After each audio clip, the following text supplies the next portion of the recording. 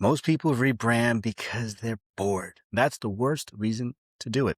The best reason, your brand stopped telling the truth about your business. And you're the last one to notice. So I'm going to give you a 6-point gut check. Answer honestly, count what's true, and by the end, you'll know exactly where you stand. Refresh, rebuild, or leave a perfectly good brand alone. And if you didn't know, I'm Joe Barron. I run Brand Barron and host Market to Me.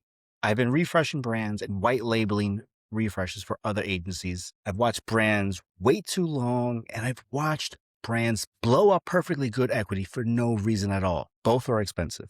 This checklist keeps you out of both ditches. Here's the thing nobody tells you about. A brand has one job: match the business, not the business you used to run, not the business you're daydreaming about, the one in front of you right now. The second those two drift apart, every touch point starts quietly working against you in places you can't see. So let's find the drift.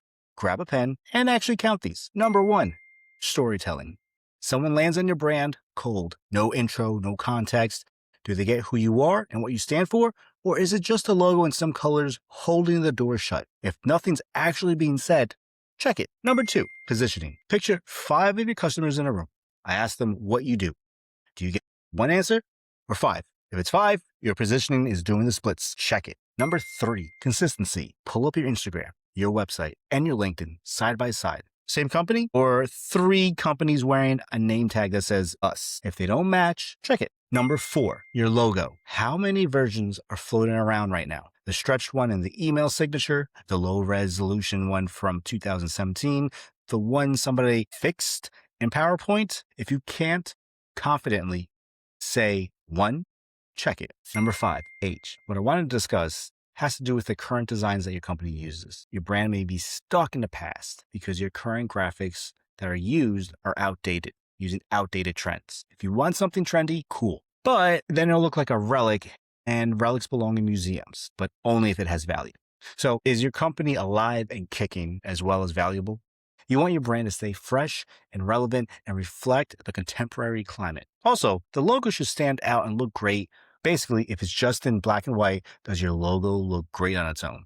Is the marketing materials speaking the proper tone of the company? The company website needs to look modern and not as though it was created by the internet boom in the late 1900s. If it does look outdated, check it.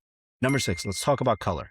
Why your brand colors your brand colors? If the honest answer is they were there, or I like them in Canva that one day, that's not a palette. That's a coincidence. It's not good. Your color may be lacking an impact. An ineffective color scheme can fail to evoke the desired emotions and resonate with your target audience. We recognize the power in color shaping brand perception and using it in a way where it doesn't suck. So by updating your brand's colors, we help ensure your marketing campaigns are not only visually appealing, but also emotionally engaging and impactful. There's a psychology behind colors, and it needs to be appropriate with your brand and industry. Colors everywhere, and a nice, subtle change can just wow your visuals. Maybe it needs a waterfall of heavy, saturated colors coming down in full force to let you know who your brand is. Whether you want elegance or to be bold, a color palette shouldn't undermine your brand's potential. It should elevate it. And if it doesn't do that, check it. Now it's time for the tally. Now count and be honest with the count. This only works if you are 0 to 2.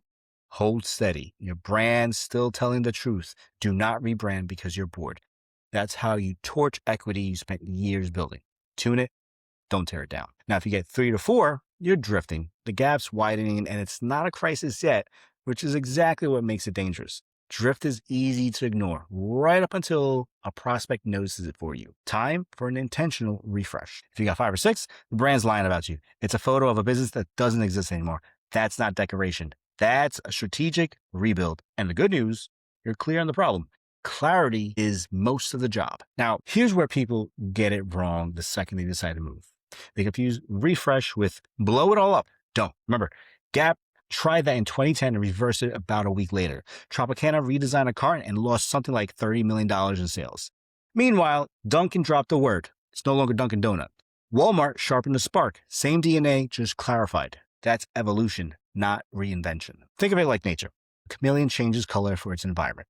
It's still the same lizard. Your brand should do the same. Adjust to where the business actually is visually and verbally, experientially, all of it aligned to the truth. A refresh isn't a facelift, it's a strategic response. So, what did you score?